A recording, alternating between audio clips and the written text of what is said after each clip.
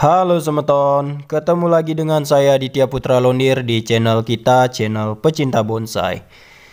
Oke teman-teman, senang sekali ya bisa terus berbagi kepada teman-teman, sharing pada teman-teman semeton bonsai di seluruh Nusantara.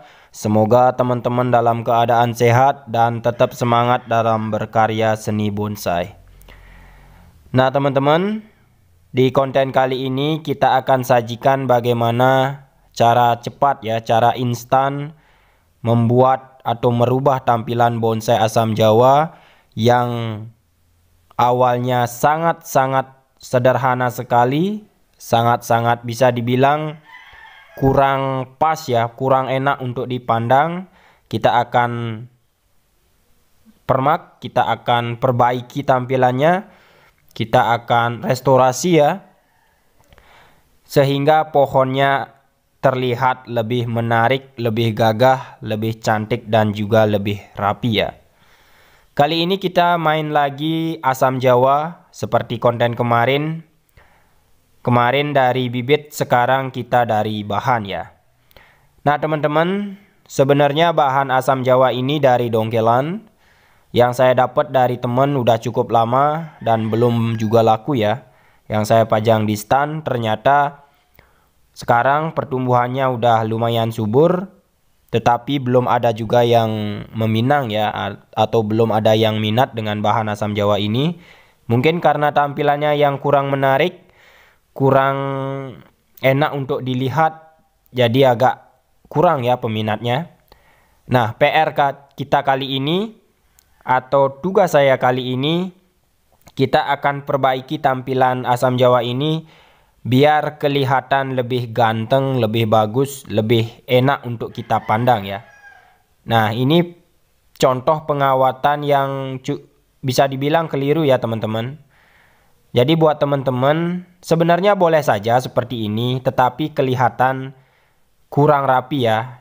Artinya tidak ada yang benar, tidak ada yang salah dalam proses membuat suatu bonsai, hanya saja lebih kepada lebih enak untuk dipandang ya, lebih kepada cara pandang kita ya teman-teman.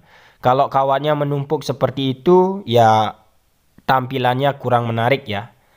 Karena ketika kita berkarya, ketika kita membuat suatu karya yang hidup, misalnya seperti bonsai ya harus terlihat bagus ya, bagus kemudian terlihat natural. Seperti itu ya teman-teman. Jadi tampilannya setelah kita buka kawatnya ada yang udah masuk juga karena pertumbuhannya cukup bagus, cukup subur. Jadi kita buka dan kita akan lakukan wiring ulang ya, atau pembentukan ulang lah teman-teman.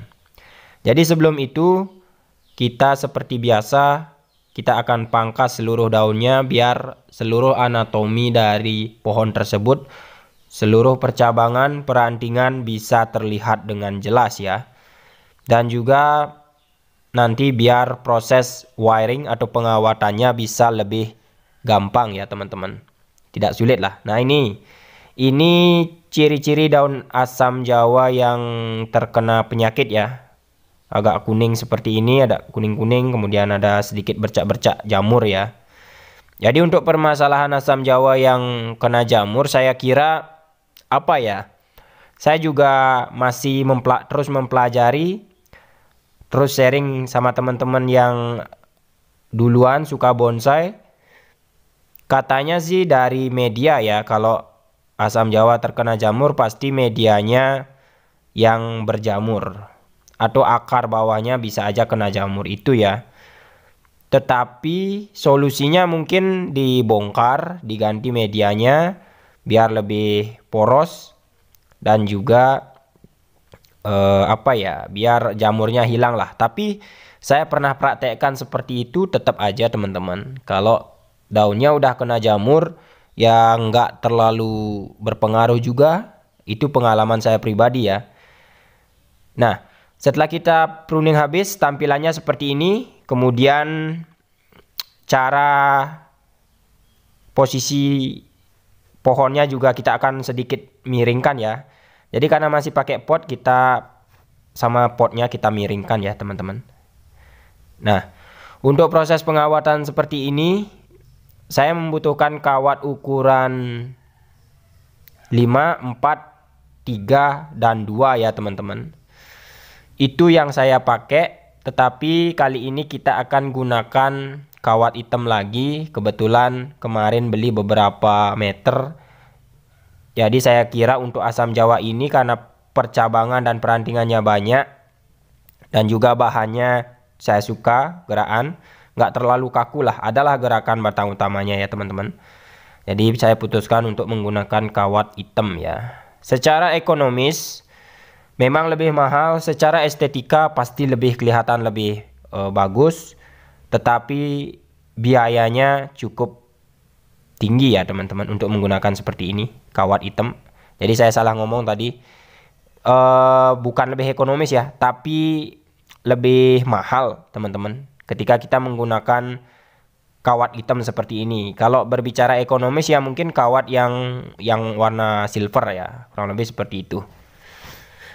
Nah teman-teman, ini cabang yang akan kita gunakan untuk terusan top. Kemudian nanti pohonnya agak berat sebelah ya, ke sebelah kanan. Usahakan arah top, arah mahkota, cabang mahkota juga kita condongkan ke sebelah kanan ya teman-teman. Itu ilmu dasar yang mungkin bermanfaat buat teman-teman ya. Jadi kalau kita misalnya nih, kita buat bonsai informal teman-teman. Bonsai informal, kemudian sayapnya, bentangan sayap kanan lebih panjang dibandingkan yang kiri. Otomatis tarian kepala atau arah cabang yang kita gunakan untuk kepala lebih condong ke sebelah kanan. Begitu sebaliknya ya teman-teman. Itu apa ya, tips dasar atau apa ya teman-teman, mungkin bisa disebut juga aturan ya, aturan dasar. Tetapi kalau kita membuat bonsai cantik-cantikan ya itu saya kira tidak terlalu berpengaruh ya. Tetapi kalau ranahnya sudah ke aturan, artinya skala kontes, ya mungkin harus mengikuti pakem-pakem seperti itu ya. Tetapi secara estetika kalau kita amati, kalau pohonnya condong ke kanan ya di alam pun lebih banyak.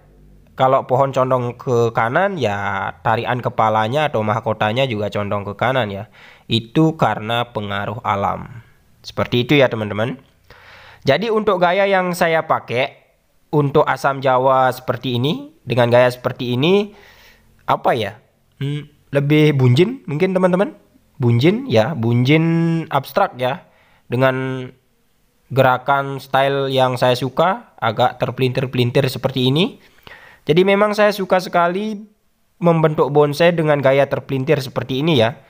Bukan karena tuntutan, bukan, tetapi karena memang suka ya teman-teman. Suka dengan gaya-gaya seperti ini. Dan ketika membuat pohon dengan gaya lain, mungkin cokan atau formal nggak bisa seperti ini ya. Nggak bisa batangnya kayak kayak pier seperti ini ya, diilut lah teman-teman. Oke, jadi untuk proses pengawatan seperti ini cukup membutuhkan waktu yang cukup lama ya teman-teman. Karena kita harus menyesuaikan perantingan, cabang, pecahan cabangnya juga kita pertimbangkan.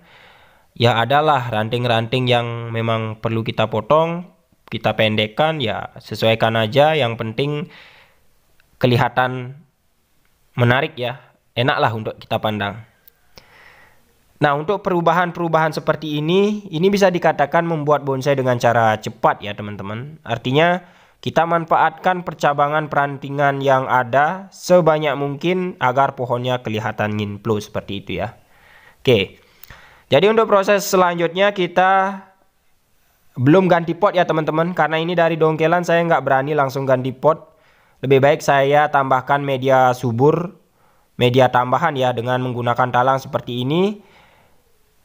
Biar biar adalah makanan baru yang kita berikan ke pohon ini ya. Semoga pohonnya sih bisa subur, cepat subur ya. Ini foto di awal teman-teman, Dan setelah kita permak, kita rubah sedikit, kita kasih sentuhan, hasilnya bisa kalian lihat sendiri. Inilah hasil karya kita kali ini. Selamat menikmati teman-teman hasil karya kita kali ini. Semoga ada sesuatu yang bermanfaat yang bisa saya sampaikan dan bisa kalian lihat di dalam konten-konten saya kali ini. Konten saya kali ini ya, yaitu mempermak atau membuat bonsai dengan cepat menggunakan bahan asam jawa ya. Bisa dibilang restorasi juga ya, mempermak, merubah tampilan pohon menjadi lebih menarik, lebih bagus ya teman-teman. Oke. Kurang lebih hasilnya seperti ini. Saya ucapkan terima kasih sekali lagi buat teman-teman yang sudah menyimak. Sampai ketemu di konten-konten saya selanjutnya. Sukses teman-teman bonsai.